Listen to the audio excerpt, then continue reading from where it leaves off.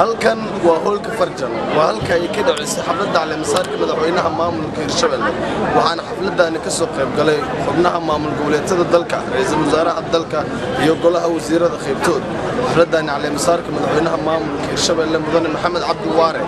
ayaa waxa ay ka dhacday magaalada Jowhar ee xarunta maamulka Hirshabelle waxaana khudbado kala duwan hoolka ay ka socotay xafladda caleemasaarka ka soo jeediyay qeybaha kala duwan ee xubnaha dawladda federaalka kaga sugnaa magaalada Jowhar madaxweynayaasha maamul goboleedyada dalka oo ku sugnaa isla magaalada Jowhar kuwaasi oo maamulka Hirshabelle ku amaanay deganaanta iyo waliba horumar ay muujiyeen muddada gaaban ee uu jiro madaxweynaha maamulka Hirshabelle ugu horeyn xafladda ayaa waxaa ka hadlay madaxweynayaasha maamul goboleedyada waxayna ka soo kala jeediyeen khudbadan halkan saaga waxay mudan tahay in la duceeyo madaxweynaha caleemasaarka loo duceeyo isaga ilaahay uu ka dhigo hogaamiye fiican uu ka dhigo dadkiisana baariyaan ilaahay u geli xaqiiq ahaan waxaan rabaa marka hore inta aanan gelin hambalyada iyo reer Hirshabelle kelmadaan odhan lahaa waxaan rabaa inaan ka tacsiyeeyo 14 Oktoobar wixii dhacay ee isgoyska Sooba ka dhacay ma inagaga filan tahay baroordiiq iyo inaan tacsiyeyno iyo inaan oyno iyo inaan wadadii xaaqno iyo inaan guryihii dhisno waxaan isleeyahay waa maya madaxweyne Waare waxyeelkiisa gudoomiyihiisa baarlamaanka reer Hirshabelle gaar ahaan reer Jowhar guul baan idiin rajaynaynaa waan ku soo noqon doonaa sidii uu walaalkii Cabdiweli sheegay waan idinka mahadcelinayaa soo dhaweyntii qiimaha ay qaadanayd ee kulmay inaan u soo xiisoon doono marar badan oo filaya salaamu calaykum waxaan aad iyo aad ugu faraxsanahay soo dhaweynta iyo sharafta xafladda loo agaasimay iyo madaxweynaha caleemasaarka waa u hambalyeynaa saaxiibkeena ilaahayna u fududeeyo waana u ducaynaynaa soo dhaweyntan aad aan ugu mahadcelinaynaa mahad ilaahay iskale runtii waa ka tacsiyeynaynaa 14 Oktoobar wixii ka dhacay magaalada Muqdisho oo isgoyska Sooba wax aad iyo aad u xun ay ahaayeen ilaahay waxaan ka baryaynaa ummadda ku dhimatay ilaahay uu naxariiso inta ku dhaawacantay waa la caafiyo inta ku awoodooday in ilaahay gargaar u siiyo ummadii u soo gurmatay oo caalamka dhammaantiisa ka soo gurmatay iyo ummadda Soomaaliyeed dhammaantood inta gurmadka sameeyeen aad iyo aad ugu mahadcelinaynaa walaal jiro waa mahadsantiina loo tahay maanta inaan ka soo qayb galno xafladda caleemasaarka madaxweynaha Hirshabelle Dr. Maxamed Cabdi Waare aad iyo aad ayaan aniga iyo wafdigii ka socday Puntland uga mahadnaqaynaa shacbiga reer Jowhar iyo Hirshabelleba soo dhaweyntii wanaagsaneyd quruxda badnayd walaaltinimo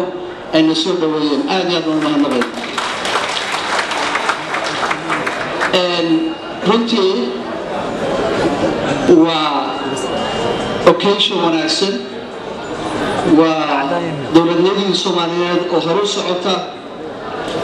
doorashada Maxamed Cabdi Waare waxay ka tarjumaysaa federalismkii Soomaaliya oo socda oo hirgelaya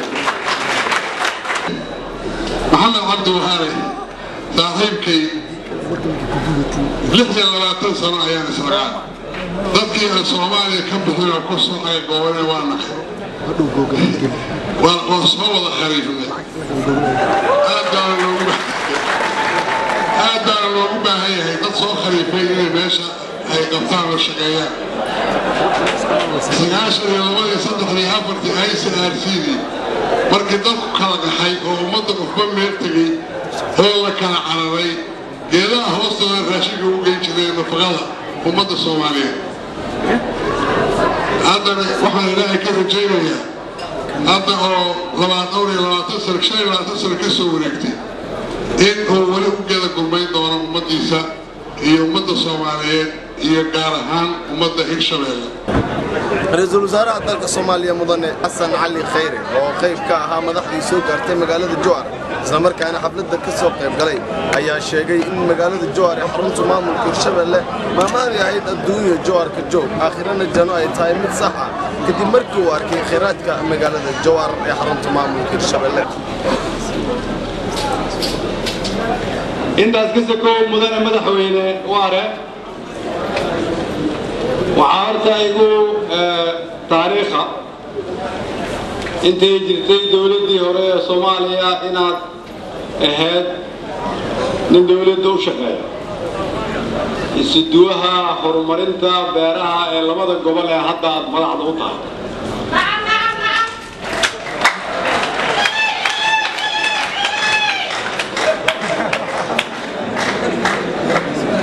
ما دام